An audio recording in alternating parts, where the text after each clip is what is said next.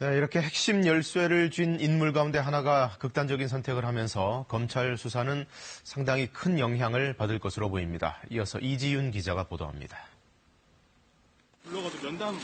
이른바 백원우 첩보문건 사건에서 숨진 수사관은 첩보 작성 과정 등에 깊이 관여한 것으로 지목된 인물로 알려졌습니다.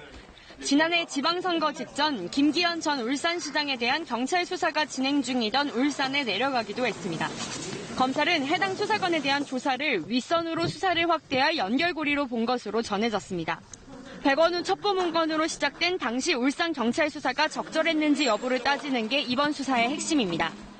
약 1년간 울산지검에 있었던 사건은 최근 서울중앙지검으로 넘어왔는데 사건의 핵심부에 청와대가 지목됐기 때문이 아니냐는 분석도 나왔습니다.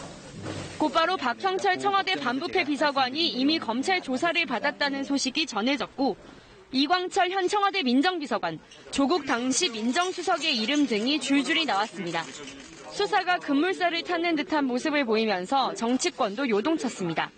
청와대 내부가 지금 범죄에 연루됐다 여부가 현재 청와대 내부가 범죄에 연루됐다는 게 무슨 말씀이십니까? 아니 지금 현재 청와대 내부 누구를 말씀하십니까? 검찰은 경찰로 이첩된 이른바 백원우 첩보문건의 작성 주체를 찾아내는 데 수사력을 집중해왔습니다. 지방선거 개입 의도가 숨어 있었는지를 가려내기 위해서입니다. 그러나 어제 전직 특감반원이 조사를 앞두고 숨진 채 발견되면서 검찰 수사는 당분간 큰 영향을 받을 것으로 보입니다. KBS 뉴스 이지윤입니다.